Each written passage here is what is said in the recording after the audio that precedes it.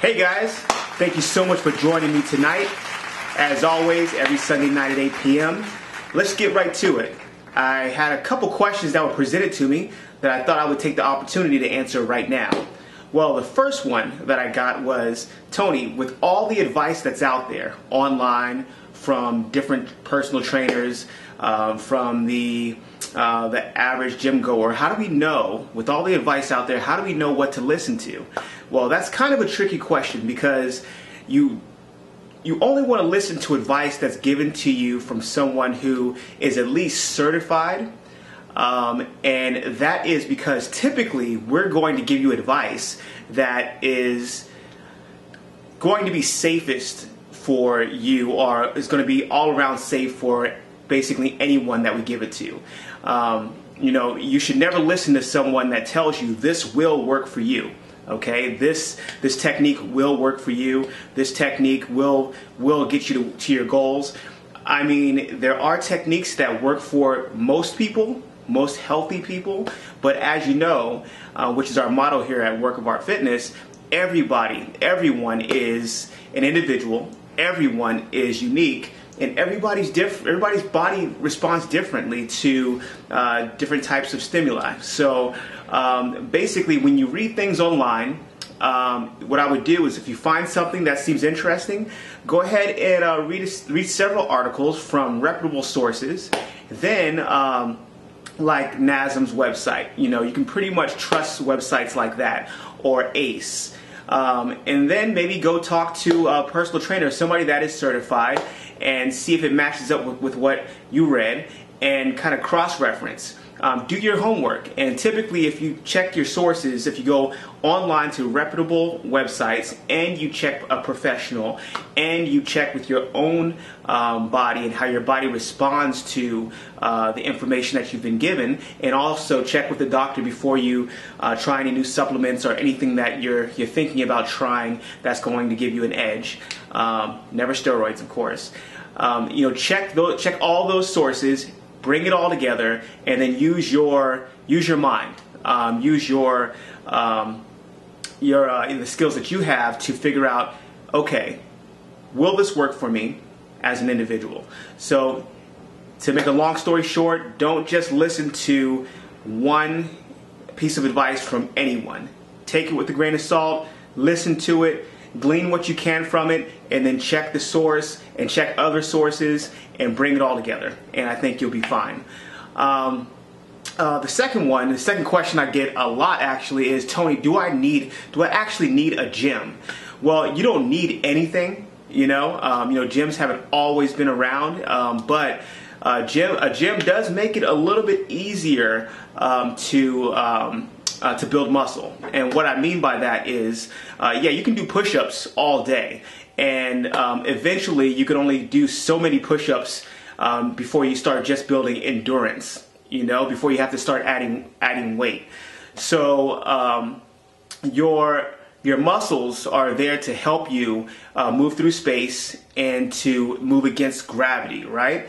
So in order for the muscles to get larger, right, and stronger, you have to somehow, and this is what a gym is great for, you have to somehow make that movement a little more difficult, or the difficulty level has to be higher than what it's used to, okay? And you have to constantly progress as well, getting heavier, slightly heavier, maybe changing the rep ranges, changing angles. There's so many things that come into play that will help you build muscle if that's what you're looking to do. So if you're looking to build muscle efficiently and to the quickest way from point A to point B, yes, a gym will help out.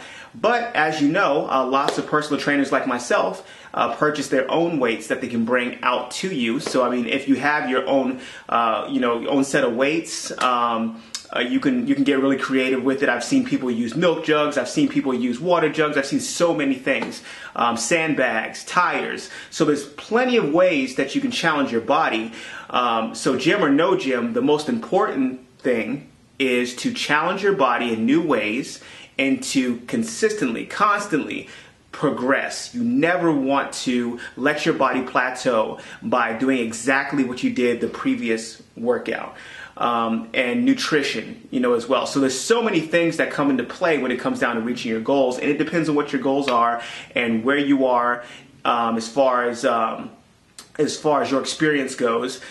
So there's so many ways that you can answer that. But the short answer is a gym is great. It does have its place, and it will help you get from point A to point B a little faster, more efficiently. But you can get to your goals without a gym. I've seen and I've helped plenty of people lose body fat and get stronger and gain endurance and build muscle without a gym. So if you don't have a gym, don't be discouraged. You can get it done without one, but don't be afraid of the gym. All right, and so the last question that I received was, Tony, I have belly fat, which a lot of us do have issues with. Not me anymore, but a long time ago I did. But I have belly fat. I cannot get rid of it. Everything else in my body actually, gets in shape really fast, but that belly fat, that stubborn belly fat, just stays there. That's a problem that a lot of people experience. If you're experiencing that, you definitely are not alone. Many people experience that. So the thing is, and I'll keep it kind of short here without going into too much detail about adipose tissue. So just think of your body, right? Let's just think of your body as let's put it this way. Let's say that you have a checking account and a savings account, right? You will not dip into your savings account until everything in your checking account is depleted, correct? And you still won't go into your savings account if you feel like if you wait another day or two, you're going to get some funds in. You may not touch your savings account. You may wait for that money to come in, use that money to purchase or pay whatever you have to pay for, and keep that savings account for rainy weather or rainy day.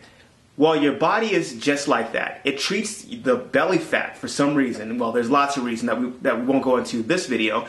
Treats your belly fat as a savings account.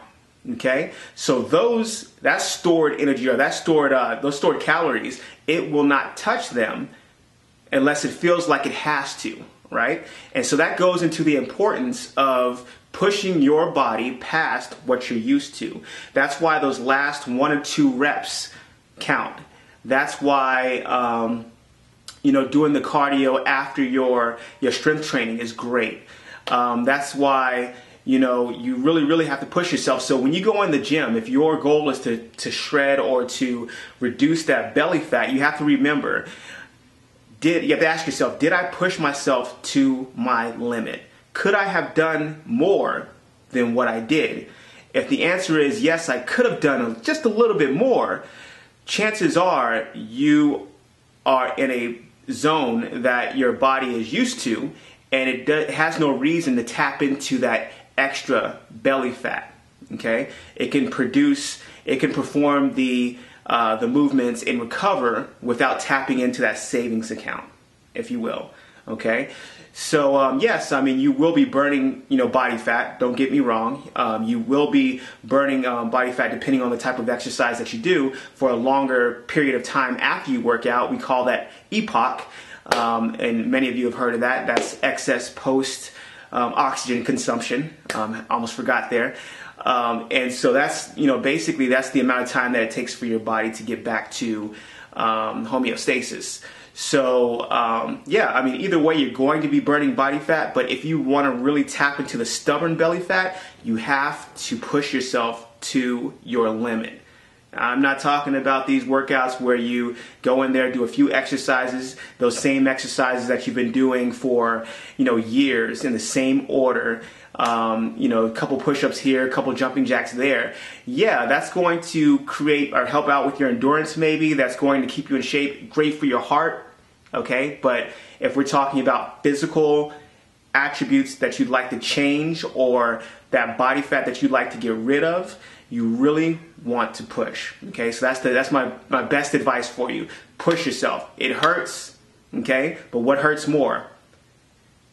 Working out hard and continuing to see in the mirror what you don't like, or pushing yourself to the point of, where you just feel like you can't go anymore, and then just a little bit more than that, and just feeling exhausted, but seeing the results, a couple days or weeks later or months later, the results that you're looking for. I think that the second one is great because you're not going in circles. You're working hard plus you're getting results, as opposed to working hard, stopping right before you get to the point where you are pushing yourself to your limit, but stopping, but you're still exhausted and not getting the results you want. You see what I'm saying? So if it's going to hurt anyway, you might as well get something out of it. Okay? Well, that's it for tonight.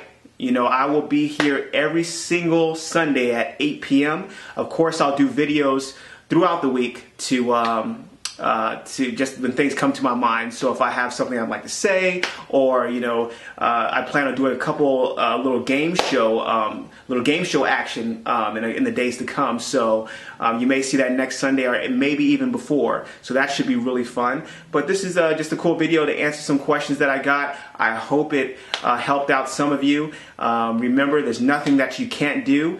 If someone tells you it can't be done, obviously they haven't done it. So why would you listen to their advice? Find somebody that's done it and listen to them. Anyway, you guys enjoy. I hope you enjoyed your weekend. Hope you enjoyed this video. If you would, please subscribe. I'd be very, very happy. And hope you guys have a great week coming up. Mondays are great. It's a chance to start the week off in an amazing way. All right, guys. Stay healthy. Stay focused.